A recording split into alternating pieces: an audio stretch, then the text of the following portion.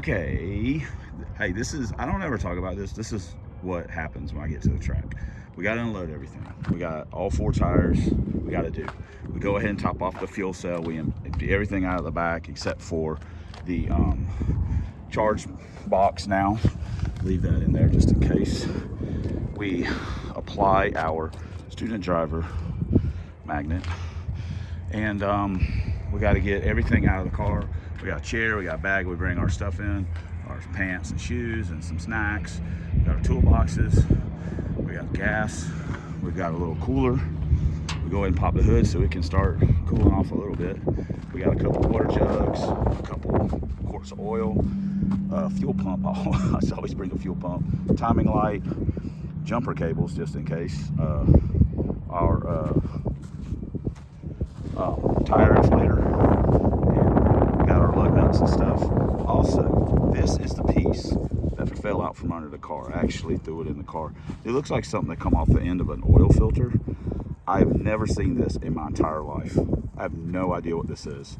If you know what it is, you tell me. I don't know what that is. That's a sticker. Like I mean, I don't know. I've never had this on the end of an oil filter. I don't know what it is. So you tell me what it is. It's 2:30. Track went hot. So support your local track. All right, we're trying to get our tire pressure set here a little bit, just a little bit more. Going with 13.5. Probably gonna go 54 on the launch, 64 on the light. 54, 64. We got 13 and a half in the tires.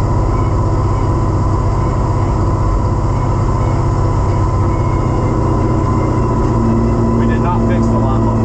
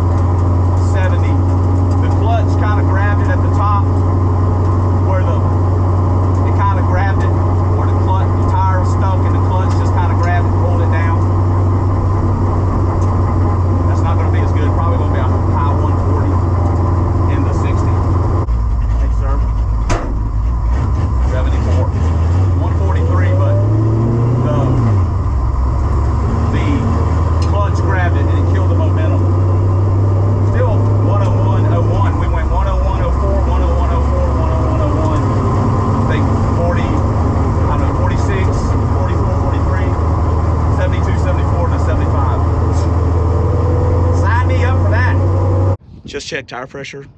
You know, we just pulled into the pit here. Just check tire pressure, 14.1 drivers, 14.2 passenger. So we started out at 13.5 both sides, so it only went up a half a pound.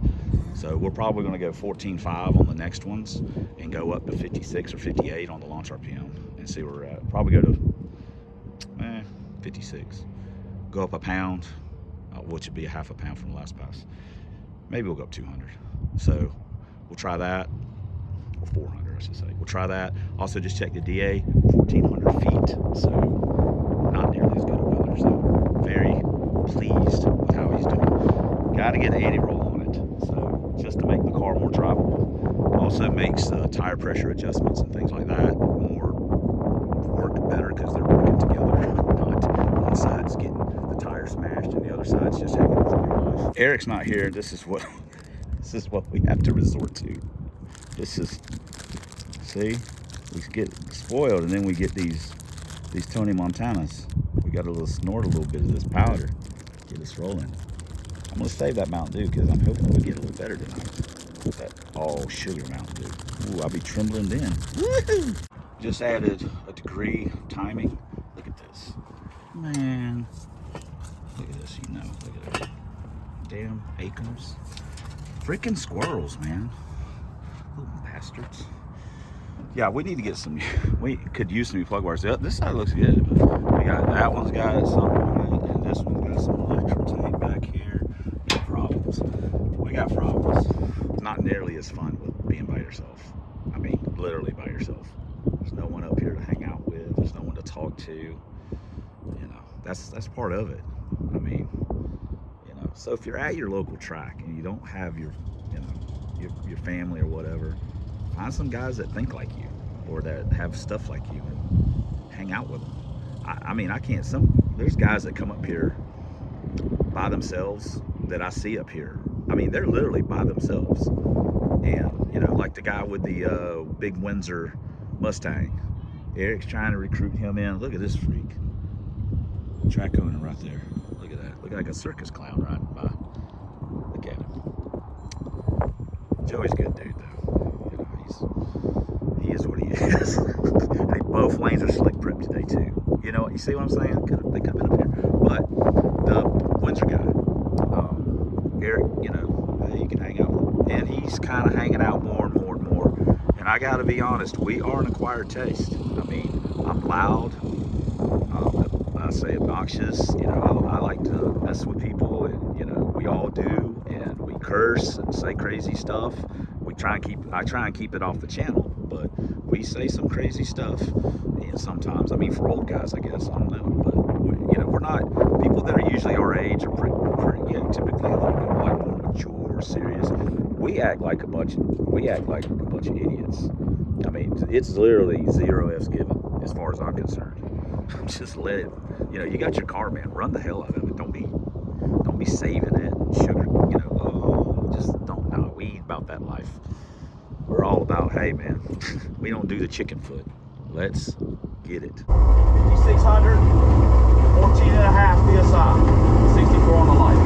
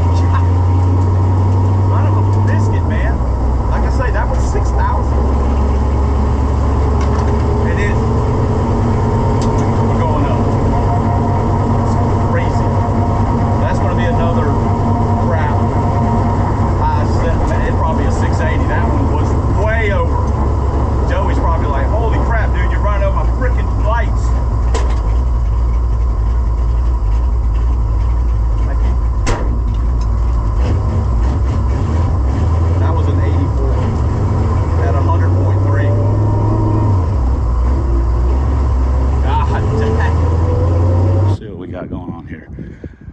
You see this set of tracks. You hear it? Wow, wow. Look, getting them bald spots going. But this, the first set is right here, and I got second right about there. That set is right there. You can see where I pulled it into third right there. That's where we hit third and got it kind of straightened back out. We went a little too far over, but yeah, we were over here a little bit. Dwayne said I made him jump. So anyway, all right, cool. I gotta put some air in the tires. Just ran the DA 1330, marginally better. We gotta put some air in the tires, and I'm gonna pull that little bit of that tiny bit of timing out of it. Go back to where we were. 16 pounds of tire pressure. 58 on the launch RPM. 64 on the light.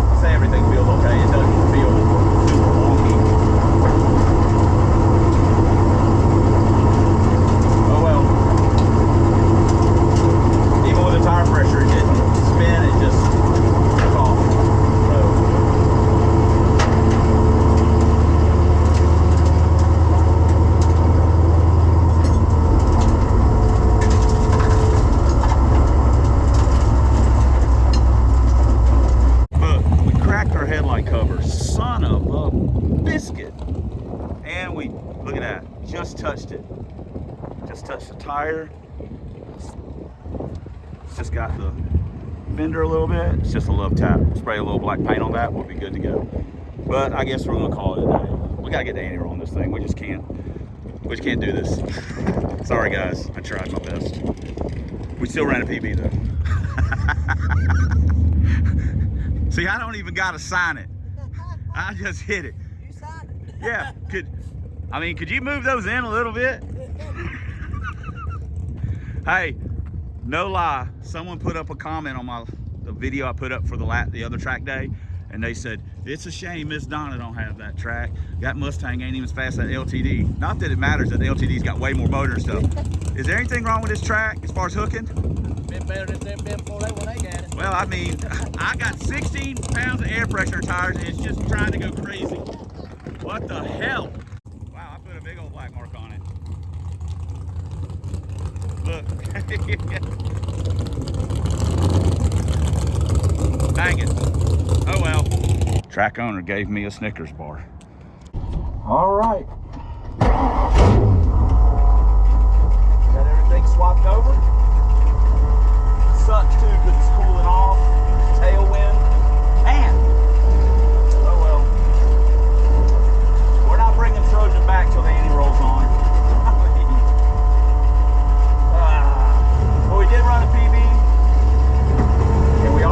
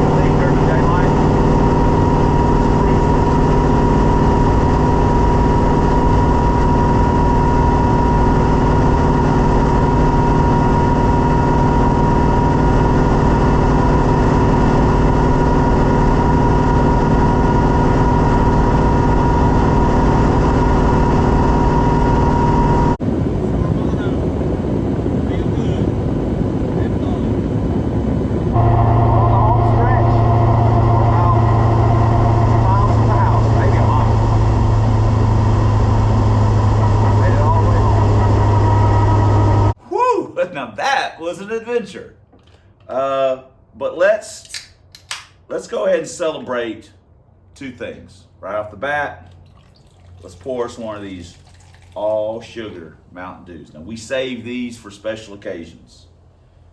And to be honest, this is the second TNT video in a row that we get to drink one. Oh, personal best dew strike.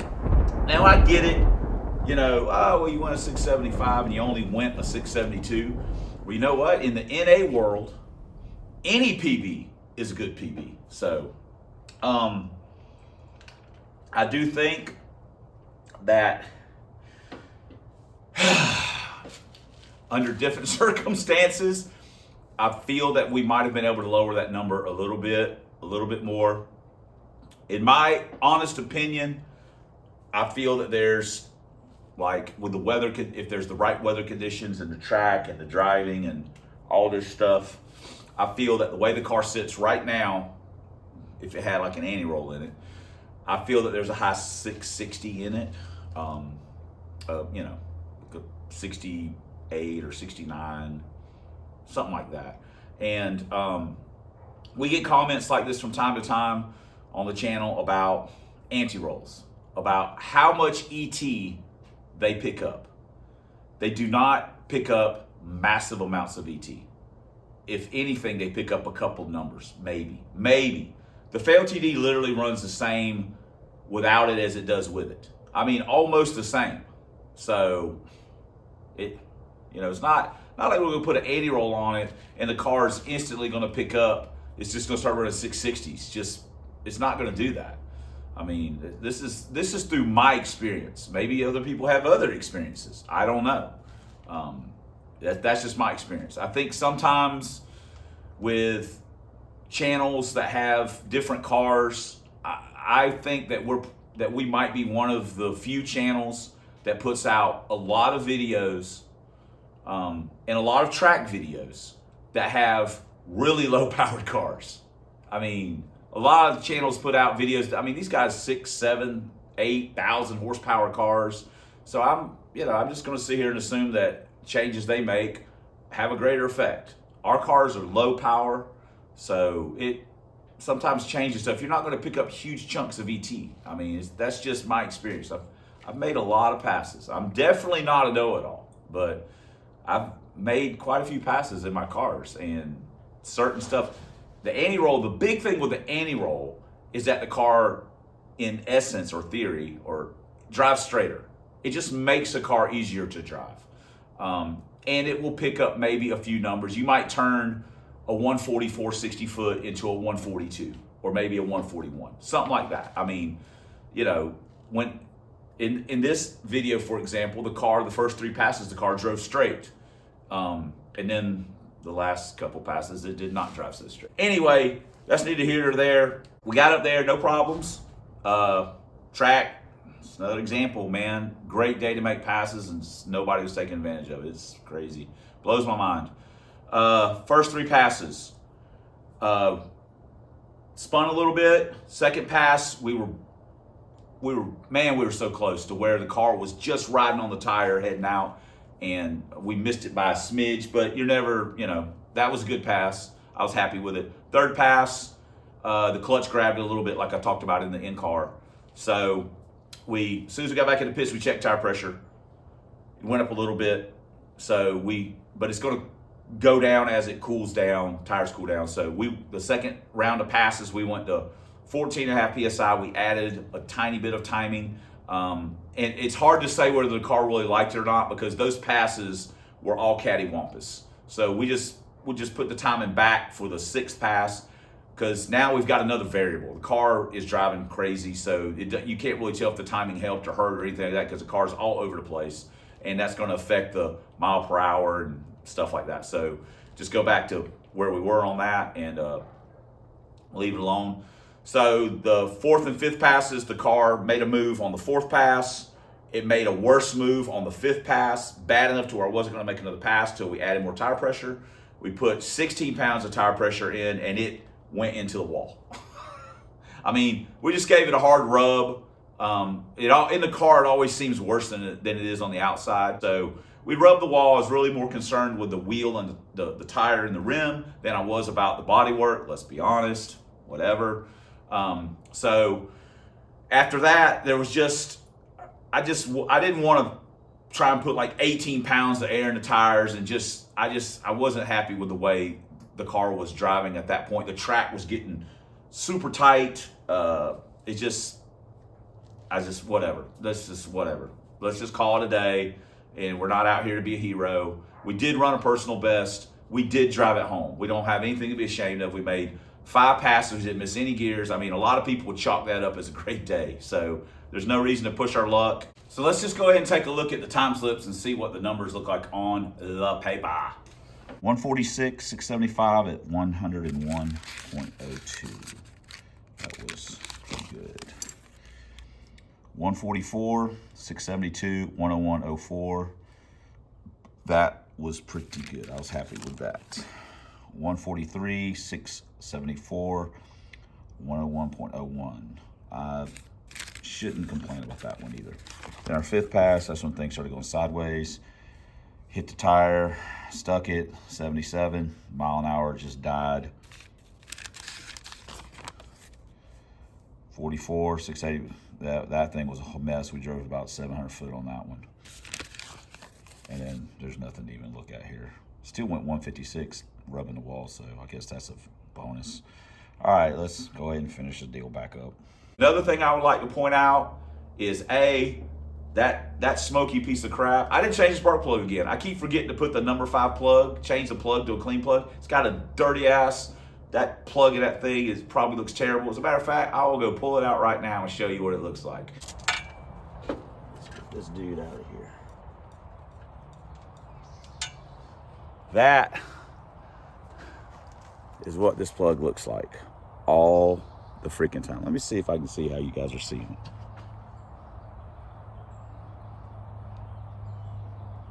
That's it, right there. And there you go, that's what the plug looks like. That motor, just hanging tough. That engine, man, that smoky piece of garbage just keeps on keeping on. And let's tip our cap to that T5. I mean, damn, that's not a Z-spec or anything. That's just a regular old 335 sure shot. Never misses. And it's doing its job. So shifts great, drives great, no problems. Got the car back home, no problems. I mean, probably a little bit of the driving videos you like, whatever, but you know, I enjoy the drive. I enjoy driving the car. It's just, I just enjoy driving the car. It's just cruising along. It's a lot of fun. So, especially after a somewhat successful day. So, what's next? We did our camshaft video. You guys, thank you for the votes. You put a lot in there. I'm gonna, the voting for the camshaft, I'm just gonna, like, next week, I'll just quit counting votes because you guys will stop commenting. But right now, it was interesting a little bit. So the X cam is leading the vote. I'm gonna put in whatever cam wins the most votes. That's what I'm gonna do. Even if I don't, I can always change the cam later on, put the other one in. It's not a big deal. So we're gonna put that cam in. We're gonna get the anti-roll done first. What did you say about the cams? Nothing. No, tell me. She's tired. Tell me what you said, because that was funny. What'd you say about those cams? You didn't even know that you had 2 different cams, which that's not a shock. But you said, tell me what you said about them. Shelby's like, are you getting that in there? I don't remember. You said one was darker. Yeah, one was darker. It was. I don't know why that's funny. I have never honestly heard anybody describe 2 different camshafts like that. Well, that's what I noticed. It's not chicken, babe. Give me the dark meat. One, but you did amend that statement by saying one looked oilier than the other. Yes. That did crack me up. I got a kick out of that. I figured I'd share. We're also going to do the camshaft. And then we're going to try and get back up there before the weather gets too terrible so we can kind of see, you know, a little bit, even if we got to go week back to back on weeks. So anyway, we've also got other cars we're trying to get up there. We got Drag Van we're working on. We got the Lincoln that we're trying to work on. We've got Brain. We got to try and get him up there before the heat rolls in. So we got a lot going on. Weather's not really cooperating with us in some ways. So anyway, and on our last pass, since we were so close to the 60 foot box or whatever, Dwayne recorded it. And here's that pass.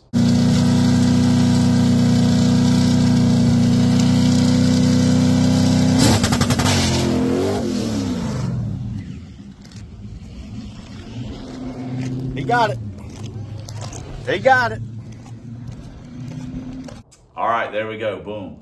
That was cool enough because I got a decent thumbnail out of it. So, all right. Sorry we have no out car, but you know we did the best we could on the video. Thanks for commenting. Thanks for subscribing. Thanks for all the ways you guys support the channel. We couldn't do it without you, and we certainly wouldn't want to, but especially personal best, man. Thanks for watching. And until next time on the Substandard Leader and Fox Body videos on this here man's YouTube. 1 year, 5-speed, single plane, push rod, 5.0 Lincoln Town Cars, Ford drag vans, proud owner, proprietor, painter, dishwasher, cook, VIP rope, worker back and forther, and featured dancer on Tuesdays and Thursdays, ladies' night, of Club Big Boost. And as always, fight the good fight against them zombie Mustangs and Dr. Fear in your face. We'll see you guys in the next video.